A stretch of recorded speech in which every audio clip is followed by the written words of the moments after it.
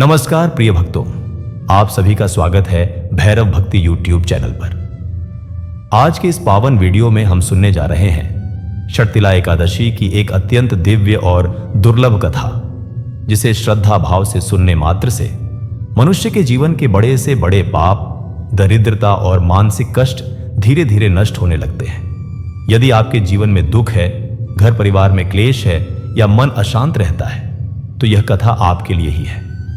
इस कथा के माध्यम से हम जानेंगे कि किस प्रकार एक धर्मप्रिय राजा अपने ही कर्मों के कारण पतन की ओर बढ़ता है और फिर षटतिला एकादशी के प्रभाव से उसका जीवन पुनः प्रकाश से भर जाता है।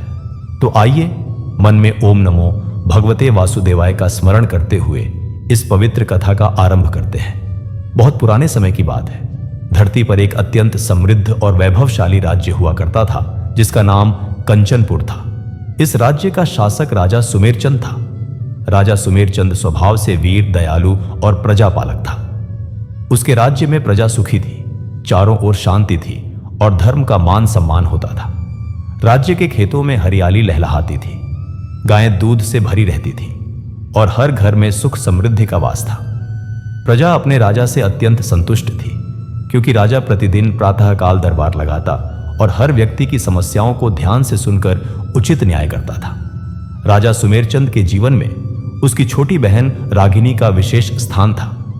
रागिनी जब बहुत छोटी थी, तभी उनकी माता का देहांत हो गया था और पिता भी कुछ वर्षों बाद स्वर्ग सिधार गए थे।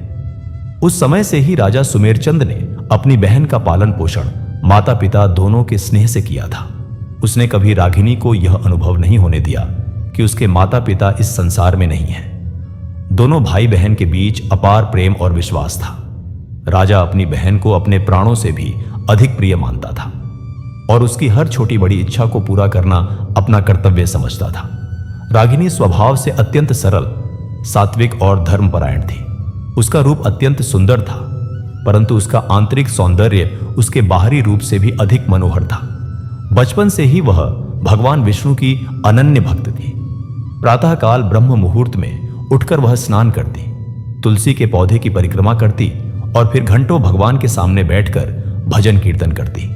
वह प्रत्येक एकादशी का व्रत पूरी श्रद्धा और नियम के साथ करती थी और दिन रात भगवान के नाम का स्मरण करती रहती थी। उसकी भक्ति इतनी सच्ची और निष्कपट थी कि महल के सभी सेवक और प्रजाजन उसे देवी के समान पूजते थे। जब भी किसी को कोई कष्ट होता, वे रागिनी के पास आते और उनसे प्रार्थना करने को कहते। रागिनी उनके लिए मन से प्रार्थना करती और अद्भुत रूप से उनकी समस्याएं दूर हो जाती थी।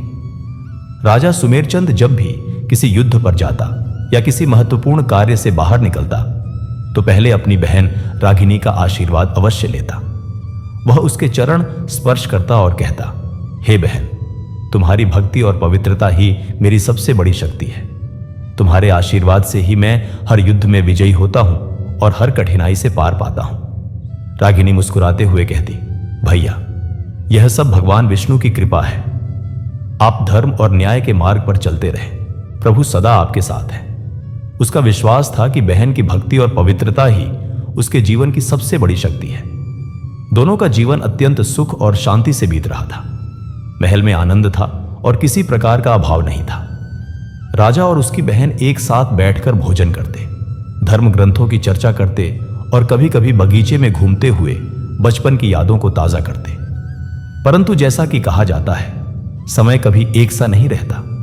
माया और मोह का जाल इतना सूक्ष्म होता है कि बड़े बड़े ज्ञानी भी उसमें फंस जाते हैं। कुछ समय बाद राजा सुमेरचंद की आयु विवाह योग्य हो गई। एक दिन राज्य के मंत्रियों और राजपुरोहितों ने दरबार में राजा से विनम्रता पूर्वक निवेदन किया, महाराज, आप युवा हैं और राज्य को एक योग्य रानी की आवश्यकता है।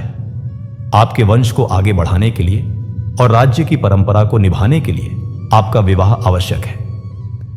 राजा ने उनकी बात पर विचार किया और अपनी बहन रागिनी से भी परामर्श लिया। रागिनी ने प्रसन्नता पूर्वक कहा, भैया, यह तो बहुत शुभ बात है। आपका गृहस्थ आश्रम में प्रवेश होना चाहिए। मैं पूरे मन से आपके विवाह की तैयारियों में सहायता करूंगी। शीघ्र ही पड़ोसी राज्य की एक अत्यंत रूपवान और कुलीन राजकुमारी के साथ राजा का विवाह तय हो गया। वह राजकुमारी बाहर से देखने में अत्यंत सुंदर थी। उसके नयन नक्श बेहद आकर्षक थे और उसका व्यवहार भी प्रथम दृष्टि में अत्यंत मधुर लगता था। कंचनपुर में हर्ष और उल्लास का वातावरण बन गया। चारों ओर उत्सव की तैयारियां होने लगी। बड़े ही धूमधाम से विवाह संपन्न हुआ। पूरे राज्य में दीप जलाए गए, ब्राह्मणों को दान दिया गया और गरीबों में भोजन वितरित किया गया। रागिनी ने पूरे मन से अपने भाई के विवाह की सभी रस्में निभाई और नई भाभी का हृदय से स्वागत किया। नई रानी महल में प्रवेश कर गई और उसका राज्याभिषेक भी धूमधाम से संपन्न हुआ। प्रारंभ के कुछ दिन सब कुछ सामान्य रहा। रानी ने महल की व्यवस्था संभाली और सभी से मधुर व्यवहार किया। वह रागिनी के सामने भी अत्यंत विनम्र बनी रहती और उसे बड़े आदर से नंदजी कहकर संबोधित करती। रागिनी भी अपनी भाभी को पूरा सम्मान देती और उसे राज्य की रानी मानकर उचित आदर करती। लेकिन धीरे धीरे जैसे जैसे दिन बीतते गए, रानी के मन में परिवर्तन आने लगा। उसने देखा कि महल में राजा और उसकी बहन रागिनी का गहरा प्रेम और आपसी विश्वास सबको दिखाई देता है। राजा रागिनी के साथ बैठकर भोजन करता, उससे अपने मन की बातें साझा करता और कई बार राज्य के महत्वपूर्ण निर्णयों में भी उसकी राय लेता था। जब भी कोई कठिन परिस्थिति आती, राजा सबसे पहले अपनी बहन से सलाह लेता। यह सब रानी को धीरे धीरे खटकने लगा। वह सोचने लगी कि महल में सबसे अधिक महत्व तो रागिनी को ही दिया जाता है। राजा की प्रथम प्राथमिकता अपनी बहन है। मैं तो मात्र एक पत्नी हूं। उसके मन में ईर्ष्या और अधिकार की भावना जन्म लेने लगी। वह सोचने लगी कि इस महल पर केवल उसका अधिकार होना चाहिए और ननद का इतना हस्तक्षेप उचित नहीं है। रात में जब राजा उसके पास आता तो वह छोटी छोटी बातों में अपना असंतोष प्रकट करने लगी। कभी कहती कि महाराज, आज आपने भोजन के समय मुझसे कुछ नहीं पूछा। कभी कहती कि आप हर बात में रागिनी की ही राय क्यों लेते हैं। धीरे धीरे रानी ने राजा के मन में भ्रम पैदा करना शुरू कर दिया। वह कुशलता से और चालाकी से ऐसे शब्दों का प्रयोग करने लगी जो राजा के मन में संदेह के बीज बो सके। वह अवसर पाकर राजा से कहती, महाराज, मैं आपकी पत्नी हूं और मुझे आपके सुख दुख में सदैव भागीदार बनना चाहिए। लेकिन मुझे ऐसा लगता है कि इस महल में मेरा कोई स्थान नहीं है।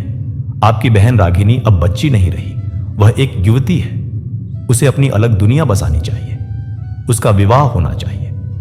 लेकिन वह तो यहां रानी बनकर रहती है और हर कार्य में उसका दखल रहता है। यह महल के लिए और आपके वैवाहिक जीवन के लिए उचित नहीं है।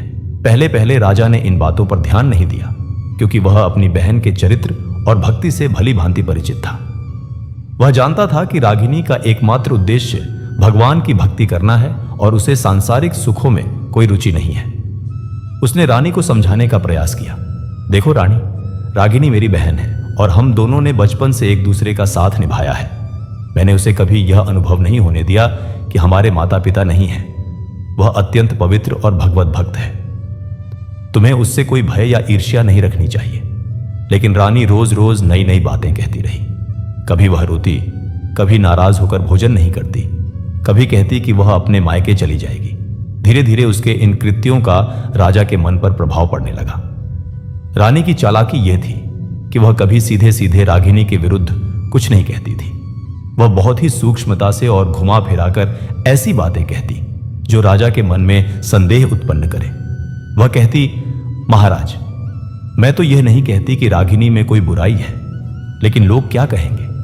महल में एक युवा राजकुमारी का अविवाहित रहना और राज्य के कार्यों में भाग लेना, इससे तो राज्य में अनावश्यक चर्चाएं होती हैं।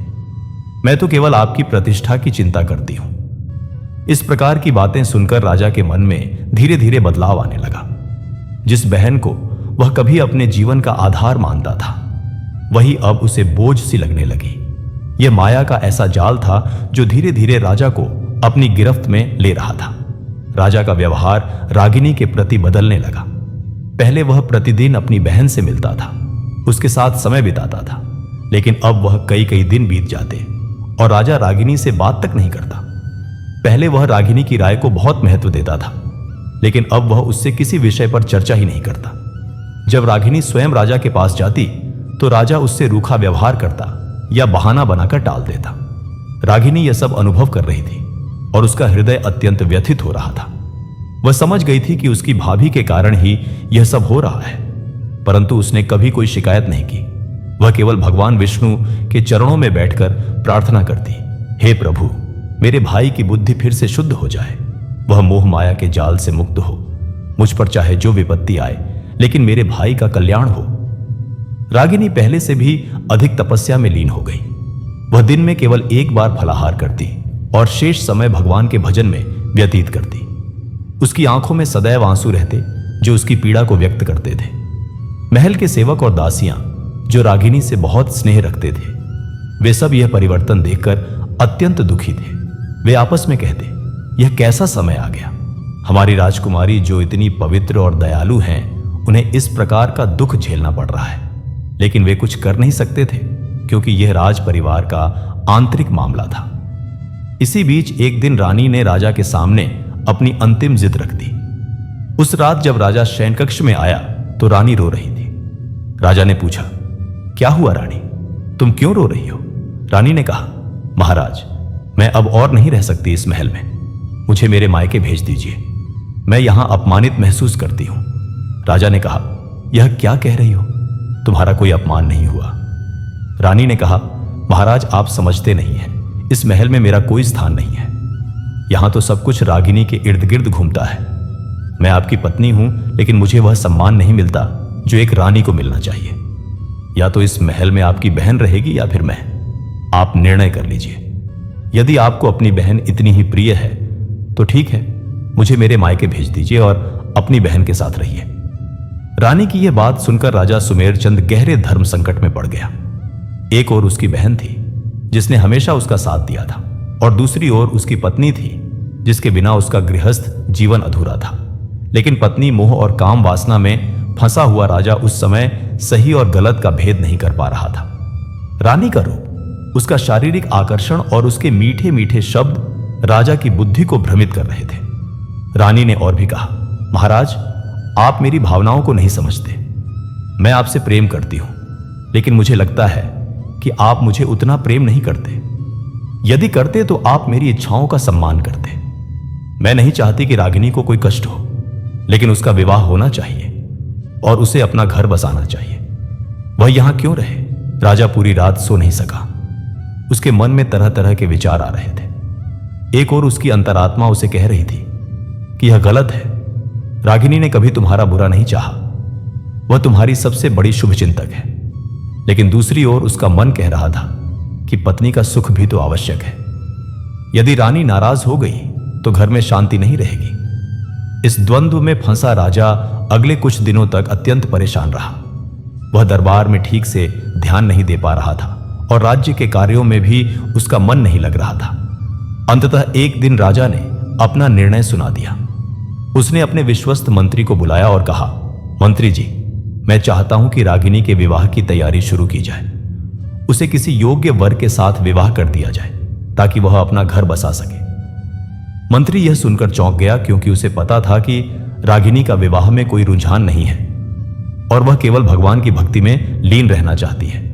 उसने कहा, महाराज, लेकिन राजकुमारी तो भगवान की भक्ति में रत है। उन्होंने कभी विवाह की इच्छा प्रकट नहीं की। राजा ने कठोरता से कहा, यह मेरा आदेश है, तुम केवल इसका पालन करो। जब यह बात रागिनी तक पहुंची तो वह समझ गई कि यह सब रानी की चाल है और उसके भाई की बुद्धि पूरी तरह से भ्रमित हो चुकी है। उसने राजा से मिलने की इच्छा प्रकट की। जब वह राजा के कक्ष में गई तो राजा ने उसकी ओर ठीक से देखा भी नहीं। रागिनी ने कहा, भैया, मैं विवाह नहीं करना चाहती। मेरा तो केवल एक ही लक्ष्य है, भगवान विष्णु की भक्ति करना। मुझे संसार के मोह माया में नहीं पड़ना। मैं यहीं रहकर आपकी सेवा और भगवान की आराधना करना चाहती हूं। राजा ने रूखे स्वर में कहा, रागिनी, अब तुम्हारी उम्र हो गई है, तुम्हारा विवाह होना चाहिए।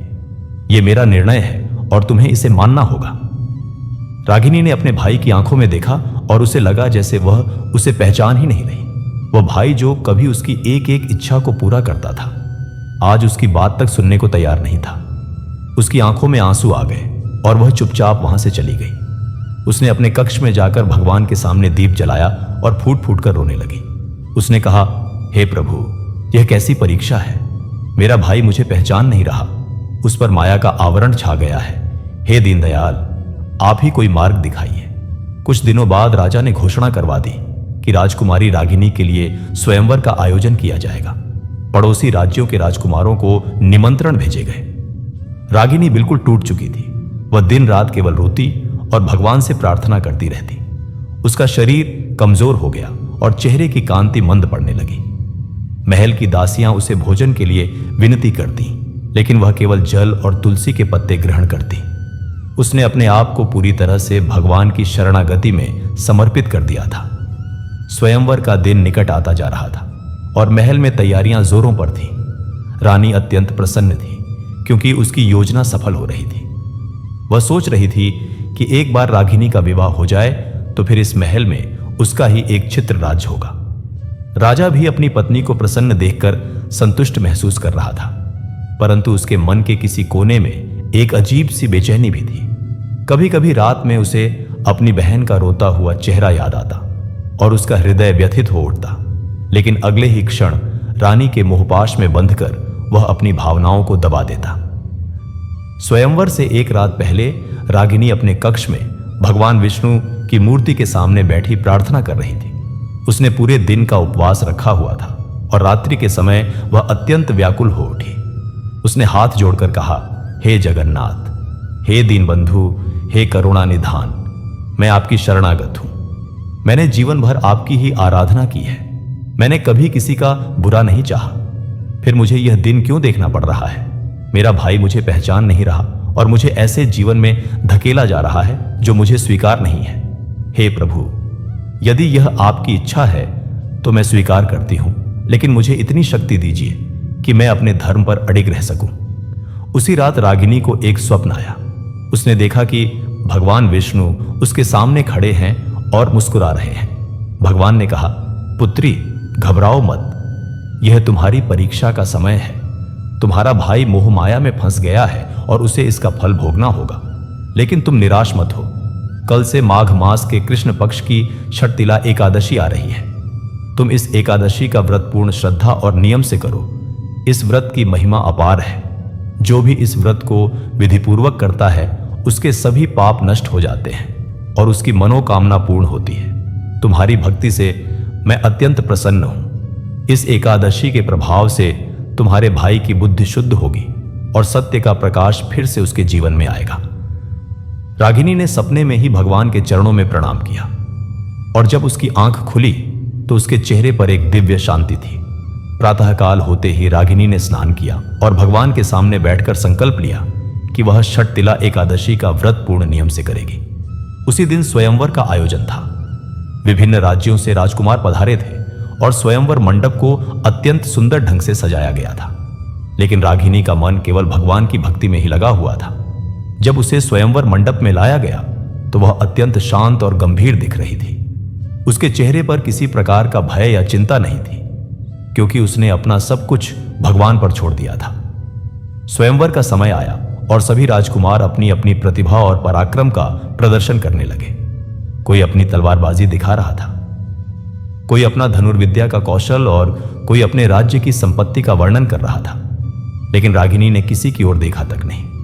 उसकी आंखें बंद थीं और वह मन ही मन भगवान का नाम जप रही थी। राजा सुमेरचंद यह देखकर क्रोधित हो गया। उसने रागिनी को आदेश दिया कि वह किसी एक राजकुमार का चयन करे, लेकिन रागिनी ने स्पष्ट शब्दों में कह दिया कि वह किसी से भी विवाह नहीं करेगी। उसका विवाह तो केवल भगवान विष्णु से ही हुआ है और वह किसी अन्य को अपना पति स्वीकार नहीं कर सकती। रागिनी का यह उत्तर सुनकर पूरे दरबार में सन्नाटा छा गया। राजकुमार अपमानित महसूस करने लगे और कुछ ने तो राजा से कहा कि यह अपमान असहनीय है। राजा सुमेरचंद अत्यंत क्रोधित हो उठा। उसका चेहरा लाल हो गया और उसने ऊंचे स्वर में कहा, रागिनी, तुमने मेरे आदेश की अवज्ञा की है और मेरे मान सम्मान को ठेस पहुंचाई है। तुमने इन सभी राजकुमारों का अपमान किया है। मैं तुम्हें अब अपनी बहन नहीं मानता। तुम इस महल से निकल जाओ। मैं तुम्हें अपने राज्य से निर्वासित करता हूं। आज से तुम्हारा इस महल में कोई स्थान नहीं है। यह शब्द सुनकर रागिनी का हृदय टूट गया। उसकी आंखों से अश्रुधारा बह निकली, लेकिन उसने अपने आप को संभाला और शांत स्वर में कहा, भैया, आप जो उचित समझें वही करें। मैं आपकी बहन हूं और सदैव रहूंगी, चाहे आप मुझे भूल जाएं। मैं प्रार्थना करती हूं कि भगवान आपकी बुद्धि को शुद्ध करें और आप सत्य को पहचान सकें। यह कहकर रागिनी ने अपने भाई को प्रणाम किया और धीरे धीरे स्वयंवर मंडप से बाहर चली गई। महल के सभी सेवक, दासियां और प्रजाजन जो रागिनी से स्नेह रखते थे, वे सब रोने लगे।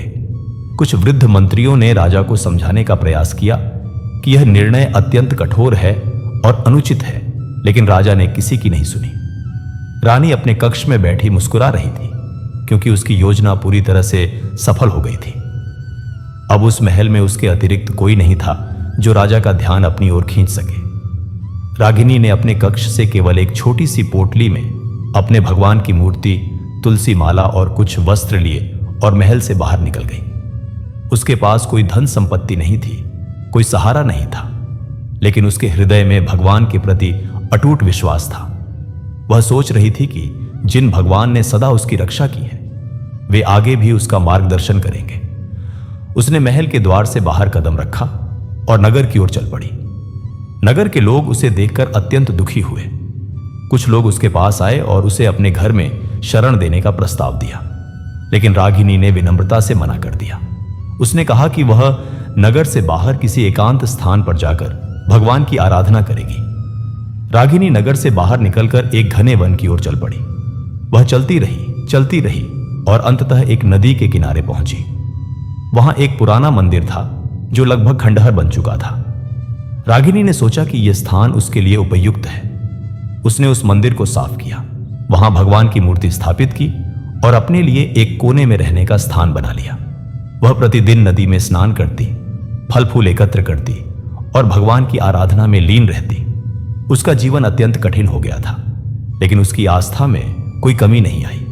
उसी समय माघ मास के कृष्ण पक्ष की षटतिला एकादशी का दिन आया। रागिनी ने एक दिन पहले से ही तैयारी शुरू कर दी थी। उसने नदी में स्नान किया और भगवान के सामने बैठकर व्रत का संकल्प लिया। षटतिला एकादशी का व्रत करने के लिए तिल का विशेष महत्व होता है।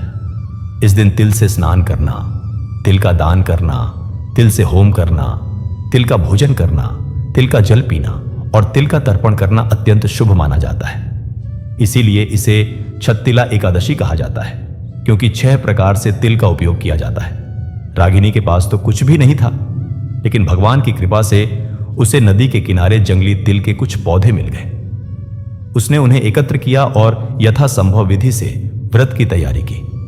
उसने तिल के पानी से स्नान किया, भगवान को तिल का भोग लगाया और दिन भर निराहार रहकर भजन कीर्तन किया। उसकी भक्ति इतनी सच्ची और निष्कपट थी कि देवता भी उसकी भक्ति देखकर प्रसन्न हो गए। उसने पूरे दिन भगवान विष्णु के 1000 नामों का जप किया और रात्रि में जागरण किया। उसने भगवान से प्रार्थना की, हे प्रभु, मुझे कुछ नहीं चाहिए, केवल इतनी कृपा कीजिए कि मेरे भाई की बुद्धि शुद्ध हो और वह सत्य को पहचान सके, उसका जीवन सुख और शांति से भरा रहे। दूसरी ओर महल में भी परिवर्तन आने लगा था। रागिनी के चले जाने के बाद राजा को प्रारंभ में तो कुछ अनुभव नहीं हुआ, लेकिन धीरे धीरे उसे अपनी बहन की कमी महसूस होने लगी। जब भी वह किसी समस्या में फंसता या कोई कठिन निर्णय लेना होता तो उसे अपनी बहन की याद आती। रानी उसे सांत्वना देने का प्रयास करती, लेकिन उसमें वह गहराई नहीं थी जो रागिनी की बातों में होती थी। राजा का मन अशांत रहने लगा। उसे रात में नींद नहीं आती थी और स्वप्न में बार बार अपनी बहन का रोता हुआ चेहरा दिखाई देता। जैसे जैसे दिन बीतते गए, राजा की स्थिति और बिगड़ती गई। उसका स्वास्थ्य गिरने लगा और उसका मन किसी कार्य में नहीं लगता था। दरबार में वह चिड़चिड़ा हो जाता और छोटी छोटी बातों पर क्रोधित हो उठता। प्रजा भी राजा के व्यवहार में आए इस परिवर्तन को देखकर चिंतित हो गई। कुछ वृद्ध मंत्रियों ने आपस में चर्चा की कि राजा का यह परिवर्तन रागिनी के निर्वासन के बाद से ही आया है। उन्होंने सोचा कि रागिनी की पवित्रता और भक्ति ही राजा और राज्य की रक्षा कर रही थी। उधर रागिनी ने षटतिला एकादशी का व्रत पूर्ण किया और द्वादशी के दिन विधिवत पारण किया। उस रात उसे फिर से स्वप्न आया। भगवान विष्णु ने कहा, पुत्री, तुम्हारी भक्ति से मैं अत्यंत प्रसन्न हूं। तुम्हारे व्रत के प्रभाव से अब परिवर्तन का समय आ गया है। तुम धैर्य रखो, शीघ्र ही सत्य का प्रकाश होगा। रागिनी ने भगवान को प्रणाम किया और उसका हृदय आशा से भर गया। महल में राजा की स्थिति दिनों दिन बिगड़ती जा रही थी। उसे अजीब अजीब स्वप्न आने लगे। एक रात उसने देखा कि वह एक अंधेरी गुफा में फंसा हुआ है और चारों ओर से विषैले सांप उसकी ओर बढ़ रहे हैं। वह चीखने लगा और उसकी नींद टूट गई। वह पसीने से लथपथ हो गया और उसका पूरा शरीर कांप रहा था। रानी ने उसे सांत्वना देने का प्रयास किया, लेकिन राजा को कोई शांति नहीं मिली। दूसरी रात उसने देखा कि उसका राज्य जल रहा है और वह कुछ नहीं कर पा रहा। तीसरी रात उसने देखा कि वह एक गहरे कुएं में गिर रहा है और उसे बचाने वाला कोई नहीं है। यह स्वप्न राजा को अत्यंत भयभीत कर रहे थे। उसने राजपुरोहित को बुलाया और अपनी समस्या बताई। राजपुरोहित एक विद्वान और धर्मज्ञ ब्राह्मण था। उसने राजा की कुंडली देखी और कहा, महाराज, आपकी कुंडली में एक अत्यंत अशुभ योग बन गया है। यह तब से शुरू हुआ है जब आपने एक निर्दोष और धर्मपरायण व्यक्ति के साथ अन्याय किया है।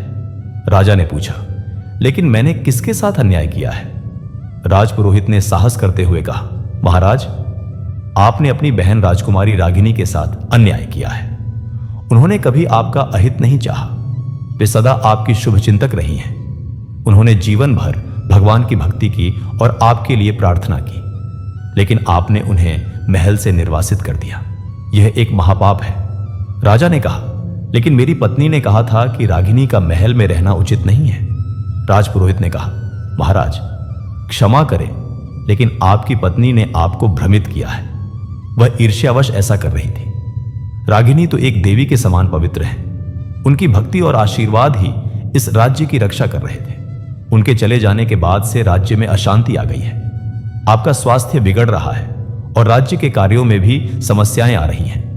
यदि आप शीघ्र ही अपनी गलती को सुधार नहीं लेंगे तो भयंकर परिणाम भोगने होंगे।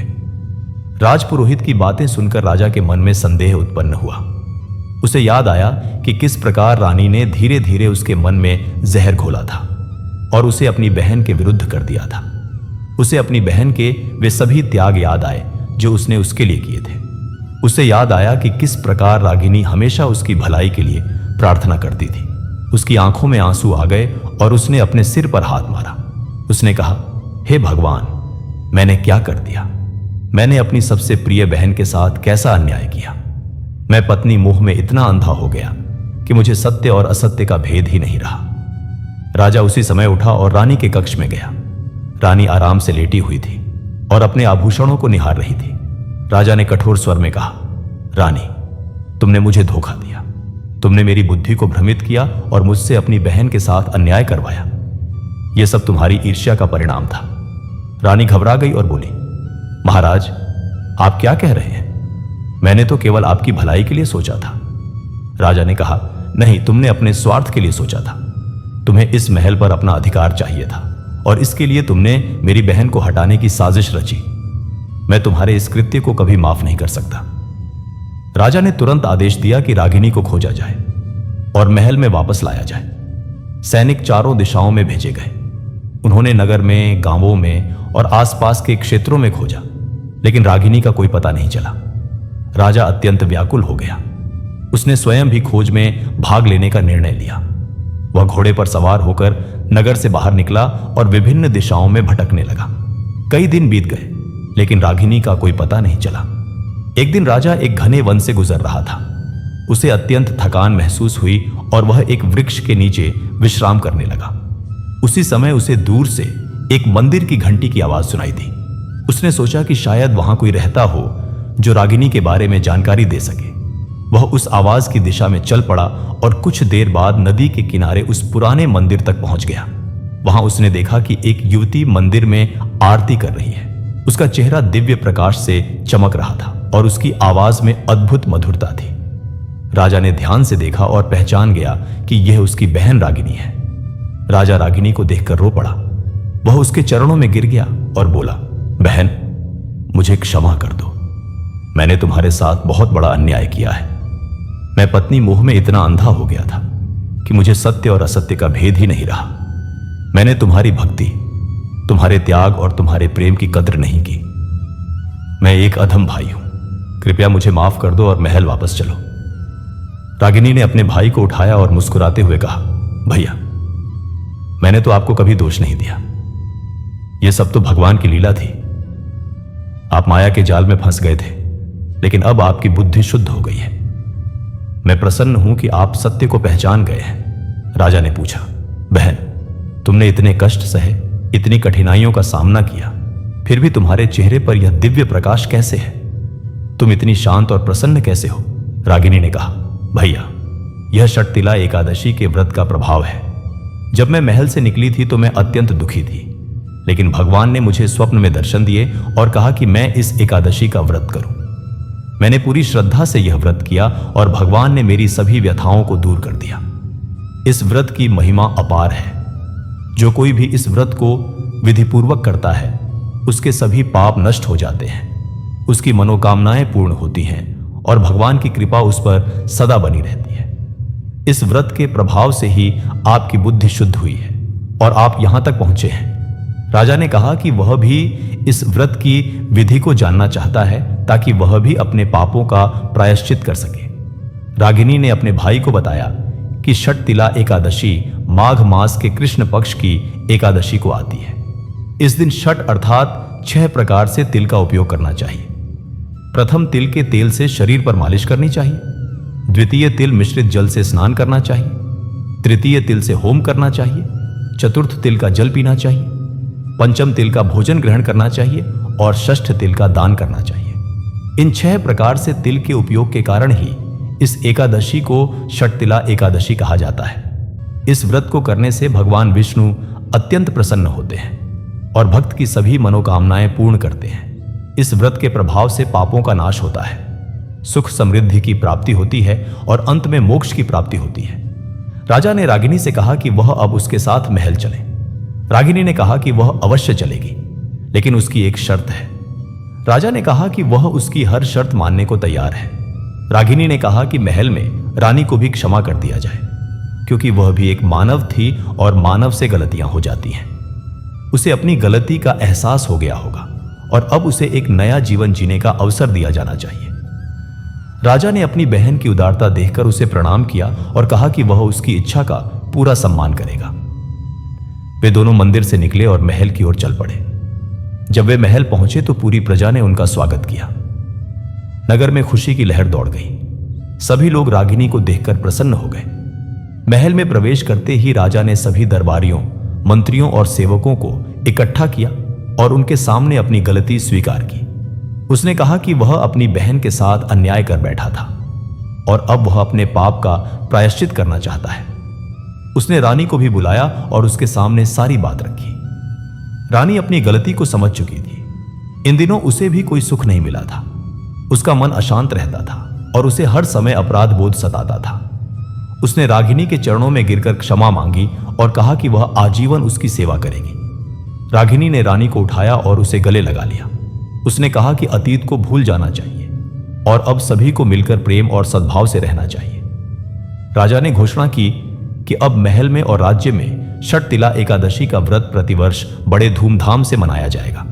उसने राजपुरोहित से कहा कि वे इस व्रत की विधि का पूरे राज्य में प्रचार करें ताकि सभी लोग इस पवित्र व्रत का लाभ उठा सकें। राजपुरोहित ने राजा की आज्ञा का पालन किया और पूरे राज्य में घोषणा करवाई कि आगामी माघ मास की कृष्ण पक्ष की एकादशी को सभी लोग षटतिला एकादशी का व्रत करें। जब अगली षटतिला एकादशी आई तो पूरे राज्य में भक्ति का वातावरण छा गया। राजा सुमेरचंद ने स्वयं पूरी विधि से व्रत किया। उसने तिल के तेल से मालिश की, तिल मिश्रित जल से स्नान किया, तिल से होम किया, तिल का जल पिया और तिल का दान किया। उसने पूरे दिन उपवास रखा और भगवान विष्णु की आराधना की। उसने अपने हृदय से प्रार्थना की कि भगवान उसके सभी पापों को क्षमा कर दें और उसे सही मार्ग पर चलने की शक्ति प्रदान करें। रागिनी और रानी दोनों ने भी व्रत रखा और साथ मिलकर भगवान की आराधना की। महल के सभी सेवकों और प्रजाजनों ने भी इस व्रत को किया। व्रत के दिन राजा ने गरीबों और ब्राह्मणों को तिल, वस्त्र, अन्न और धन का दान किया। उसने अनाथालय और गौशालाओं में भी दान दिया। पूरे नगर में भंडारे का आयोजन किया गया और सभी लोगों को भोजन कराया गया। राजा ने घोषणा की कि आज से उसका राज्य धर्म और न्याय के मार्ग पर चलेगा। उसने कहा कि प्रजा की सेवा ही उसका परम धर्म है और वह जीवन भर इसी मार्ग पर चलेगा। उसकी इस घोषणा को सुनकर प्रजा अत्यंत प्रसन्न हुई और उन्होंने राजा के लिए आशीर्वाद दिया। उस रात राजा को फिर से एक स्वप्न आया। इस बार उसने देखा कि भगवान विष्णु उसके सामने खड़े हैं और मुस्कुरा रहे हैं। भगवान ने कहा कि वे उसकी भक्ति और पश्चाताप से अत्यंत प्रसन्न हैं। उन्होंने कहा कि राजा ने जो पाप किया था वह षटतिला एकादशी के व्रत के प्रभाव से नष्ट हो गया है। भगवान ने आशीर्वाद दिया कि अब राजा का राज्य सुख समृद्धि से भरा रहेगा और उसकी प्रजा सदा प्रसन्न रहेगी। भगवान ने यह भी कहा कि रागिनी की भक्ति और त्याग के कारण ही उसका और उसके राज्य का उद्धार हुआ है। राजा को चाहिए कि वह सदा अपनी बहन का सम्मान करे और उसकी सलाह को महत्व दे। राजा ने स्वप्न में ही भगवान के चरणों में प्रणाम किया और जब उसकी नींद खुली तो उसके मन में अद्भुत शांति थी। प्रातःकाल राजा ने अपना स्वप्न रागिनी को बताया। रागिनी ने कहा कि यह भगवान की कृपा है और उन्हें सदा भगवान का आभारी रहना चाहिए। राजा ने पूछा कि वह किस प्रकार से अपना जीवन व्यतीत करे ताकि भगवान सदा प्रसन्न रहे। रागिनी ने कहा कि राजा को चाहिए कि वह सदा सत्य बोले, न्याय करे, प्रजा की सेवा करे, धर्म का पालन करे और भगवान की भक्ति करे। राजा को चाहिए कि वह अपनी इंद्रियों पर नियंत्रण रखे और किसी भी प्रकार के मोह माया में न फंसे। राजा को चाहिए कि वह गरीबों और असहायों की सहायता करे और अपनी संपत्ति का उपयोग समाज कल्याण के लिए करे। राजा ने अपनी बहन की बातों को ध्यान से सुना और उन्हें अपने जीवन में उतारने का संकल्प लिया। उसके बाद से राजा सुमेरचंद का जीवन पूरी तरह से बदल गया। वह प्रातःकाल उठकर स्नान करता, भगवान की पूजा करता और फिर दरबार में जाता। दरबार में वह सभी की बातें धैर्य से सुनता और न्याय करता। उसने राज्य में कई सुधार किए। उसने शिक्षा की व्यवस्था को सुदृढ़ किया, गरीबों के लिए अनाथालय और वृद्धाश्रम बनवाए, सड़कों और तालाबों का निर्माण करवाया और कृषि को बढ़ावा दिया। उसने व्यापार को प्रोत्साहन दिया और राज्य में शांति और सुव्यवस्था स्थापित की। प्रजा अत्यंत प्रसन्न थी और राजा के लिए आशीर्वाद देती थी। रानी भी अब पूरी तरह से बदल गई थी। उसने अपनी ईर्ष्या और अहंकार को त्याग दिया था। वह अब रागिनी के साथ मिलकर धार्मिक कार्यों में भाग लेती थी। दोनों बहनों की तरह एक दूसरे का ध्यान रखती थी। रानी ने भी भगवान की भक्ति शुरू कर दी थी और वह प्रतिदिन मंदिर जाती थी। उसने अपने आभूषणों का एक बड़ा हिस्सा गरीबों में बांट दिया और सादा जीवन जीने लगी। राजा को अपनी पत्नी में यह परिवर्तन देखकर अत्यंत प्रसन्नता हुई। रागिनी ने महल में एक छोटा सा मंदिर बनवाया जहां वह प्रतिदिन भगवान की आराधना करती थी। उसने राज्य की महिलाओं को भी धर्म और भक्ति के मार्ग पर चलने के लिए प्रेरित किया। वह प्रतिदिन महिलाओं को धार्मिक कथाएं सुनाती थी और उन्हें जीवन में धर्म के महत्व को समझाती थी। उसने बताया कि एक स्त्री का जीवन कितना महत्वपूर्ण है और किस प्रकार वह अपने परिवार और समाज को उन्नति के मार्ग पर ले जा सकती है। उसने महिलाओं को शिक्षित होने के लिए प्रोत्साहित किया और उनके लिए एक पाठशाला की स्थापना भी की। राज्य में हर वर्ष षटतिला एकादशी का उत्सव बड़े धूमधाम से मनाया जाने लगा। इस दिन पूरे राज्य में अवकाश रहता था और सभी लोग व्रत करते थे। राजा स्वयं इस उत्सव की व्यवस्था देखते थे। मंदिरों में विशेष पूजा का आयोजन होता था। तिल से बने विभिन्न प्रकार के व्यंजन बनाए जाते थे और गरीबों में वितरित किए जाते थे। ब्राह्मणों को तिल, वस्त्र, अन्न और दक्षिणा का दान दिया जाता था। नगर में भजन कीर्तन का कार्यक्रम होता था और रात्रि में जागरण किया जाता था। लोग पूरी श्रद्धा और भक्ति से इस व्रत को करते थे और उन्हें अद्भुत शांति और सुख की अनुभूति होती थी। धीरे धीरे राजा सुमेरचंद के राज्य की ख्याति दूर दूर तक फैलने लगी। अन्य राज्यों के राजा भी उसके राज्य की सुव्यवस्था और प्रजा की प्रसन्नता को देखकर प्रभावित होते थे। कई राजा उससे मिलने आते थे और उससे शासन के गुण सीखते थे। राजा सुमेरचंद उन्हें बताता था कि उसके राज्य की समृद्धि का रहस्य धर्म और भक्ति में है। उसने कहा कि जब राजा स्वयं धर्म का पालन करता है और भगवान में विश्वास रखता है तो उसका राज्य स्वतः ही सुखी और समृद्ध हो जाता है। उसने अन्य राजाओं को भी षटतिला एकादशी के व्रत के बारे में बताया और उन्हें इस व्रत को अपने राज्यों में करने के लिए प्रेरित किया। एक बार एक पड़ोसी राज्य में भयंकर सूखा पड़ गया। वहां की प्रजा अत्यंत कष्ट में थी। उस राज्य का राजा सुमेरचंद के पास सहायता मांगने आया। राजा सुमेरचंद ने तुरंत अपने राज्य से अनाज, जल और अन्य आवश्यक वस्तुओं को उस राज्य में भिजवाया। उसने वहां के लोगों की सहायता के लिए अपने सैनिकों को भी भेजा। उस राज्य के राजा ने पूछा कि वह इस उपकार का बदला कैसे चुकाएगा। राजा सुमेरचंद ने कहा कि यह कोई उपकार नहीं है बल्कि एक राजा का कर्तव्य है। उसने कहा कि यदि वह सचमुच कुछ करना चाहता है तो अपने राज्य में धर्म की स्थापना करे और षटतिला एकादशी का व्रत करे। उस राजा ने राजा सुमेरचंद की बात मानी और अपने राज्य में लौटकर व्रत किया। उसके व्रत के प्रभाव से उसके राज्य में वर्षा हुई और सूखे की समस्या समाप्त हो गई। इस प्रकार की अनेक घटनाओं के कारण षटतिला एकादशी की महिमा दूर दूर तक फैल गई। लोग इस व्रत को पूरी श्रद्धा से करने लगे और उन्हें अद्भुत लाभ की प्राप्ति होने लगी। किसी को संतान की प्राप्ति हुई, किसी का रोग दूर हुआ, किसी को धन की प्राप्ति हुई और किसी को मनचाहा जीवन साथी मिला। सभी लोग भगवान विष्णु की कृपा का अनुभव कर रहे थे। राजा सुमेरचंद के राज्य में एक बार एक महामारी फैल गई। लोग अत्यंत भयभीत हो गए। राजा ने तुरंत चिकित्सकों को बुलवाया और उपचार की व्यवस्था की, लेकिन महामारी नियंत्रण में नहीं आ रही थी। रागिनी ने राजा से कहा कि वे सभी लोग मिलकर षटतिला एकादशी का व्रत करें और भगवान से प्रार्थना करें। राजा ने पूरे राज्य में घोषणा करवाई कि सभी लोग एक साथ षटतिला एकादशी का व्रत करें और भगवान से प्रार्थना करें और भगवान एकादशी का व्रत करें। जब वह दिन आया तो पूरे राज्य में भक्ति का अद्भुत वातावरण था। सभी लोगों ने पूरी विधि से व्रत किया और भगवान से प्रार्थना की। उनकी प्रार्थना सुनकर भगवान विष्णु प्रसन्न हुए और उन्होंने महामारी को समाप्त कर दिया। कुछ ही दिनों में सभी रोगी स्वस्थ हो गए और राज्य में फिर से खुशहाली आ गई। राजा सुमेरचंद की आयु बढ़ने लगी। वह अब वृद्ध हो चला था। उसने अपने जीवन में बहुत कुछ देखा था। उसने सुख भी देखा था और दुख भी। उसने अपनी गलतियों से सीखा था और धर्म के मार्ग पर चलने का प्रयास किया था। एक दिन उसने रागिनी को बुलाया और कहा कि वह अब राजपाट छोड़कर वानप्रस्थ आश्रम में जाना चाहता है। रागिनी ने कहा कि यह एक सुंदर निर्णय है और उसे अवश्य यह कदम उठाना चाहिए। राजा ने अपने योग्य पुत्र को राजगद्दी सौंप दी और स्वयं वन में चला गया। वहां उसने एक आश्रम में निवास किया और शेष जीवन भगवान की भक्ति में बिताया। रागिनी भी अब वृद्ध हो चली थी। उसने अपना पूरा जीवन भगवान की सेवा में बिताया था। उसने कभी विवाह नहीं किया और सदा अविवाहित ही रही। उसने अपना जीवन समाज सेवा और धर्म प्रचार में लगाया। उसने अनेक मंदिरों का निर्माण करवाया, अनाथालय और गौशालाएं बनवाई और गरीबों की सहायता की। उसकी ख्याति एक महान संत के रूप में फैल गई। लोग उसे देवी के समान पूजते थे। एक दिन रागिनी ने महसूस किया कि अब उसका अंतिम समय निकट है। उसने सभी को बुलाया और उन्हें अंतिम उपदेश दिया।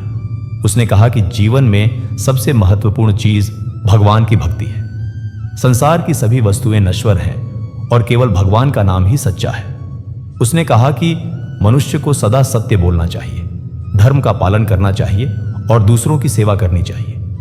उसने विशेष रूप से षटतिला एकादशी के व्रत का महत्व बताया और कहा कि यह व्रत अत्यंत शक्तिशाली है और इसे करने से सभी पाप नष्ट हो जाते हैं। उसने कहा कि जो कोई भी इस व्रत को श्रद्धा और विधिपूर्वक करता है उसे भगवान के दर्शन अवश्य होते हैं। यह कहकर रागिनी ने अपनी आंखें बंद कर ली और भगवान का नाम लेते हुए अपने प्राण त्याग दिए। उसकी मृत्यु पर पूरे राज्य में शोक की लहर दौड़ गई।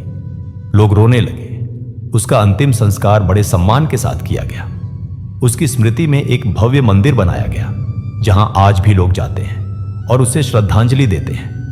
राजा सुमेरचंद भी वन में भगवान की भक्ति करते हुए कुछ वर्षों बाद परलोक सिधार गए। उन्होंने अपने जीवन के अंतिम दिन पूरी भक्ति से व्यतीत किए और भगवान की कृपा से उन्हें मोक्ष की प्राप्ति हुई। उनके पुत्र ने राज्य का शासन संभाला और अपने पिता और बुआ के आदर्शों का पालन किया। उसने भी षटतिला एकादशी के व्रत को बड़े सम्मान के साथ मनाया और इसे राज्य में एक महत्वपूर्ण उत्सव के रूप में स्थापित रखा। वर्षों बीत गए। राज्य में कई राजा आए और गए, लेकिन षटतिला एकादशी का व्रत हमेशा बना रहा। यह व्रत पीढ़ी दर पीढ़ी चलता रहा और आज भी लोग इसे पूरी श्रद्धा से करते हैं। इस व्रत की कथा सुनने और इसे विधि पूर्वक करने से मनुष्य के सभी पाप नष्ट हो जाते हैं। उसकी मनोकामनाएं पूर्ण होती हैं और अंत में उसे मोक्ष की प्राप्ति होती है। जो मनुष्य माघ मास के कृष्ण पक्ष की एकादशी को षटतिला एकादशी का व्रत करता है वह भगवान विष्णु को अत्यंत प्रिय होता है। इस दिन तिल के 6 प्रकार के उपयोग करने चाहिए। प्रातः काल उठकर सबसे पहले तिल के तेल से शरीर पर मालिश करनी चाहिए। इससे शरीर के सभी विकार दूर होते हैं और मन शुद्ध होता है। उसके बाद तिल मिश्रित जल से स्नान करना चाहिए। स्नान के समय यह मंत्र बोलना चाहिए कि हे तेल, तुम अत्यंत पवित्र हो और तुम्हारे स्पर्श से सभी पाप नष्ट हो जाते हैं। मुझे शुद्ध करो और मुझे भगवान की कृपा प्राप्त करने योग्य बनाओ। स्नान के बाद स्वच्छ वस्त्र धारण करके पूजा स्थल पर जाना चाहिए।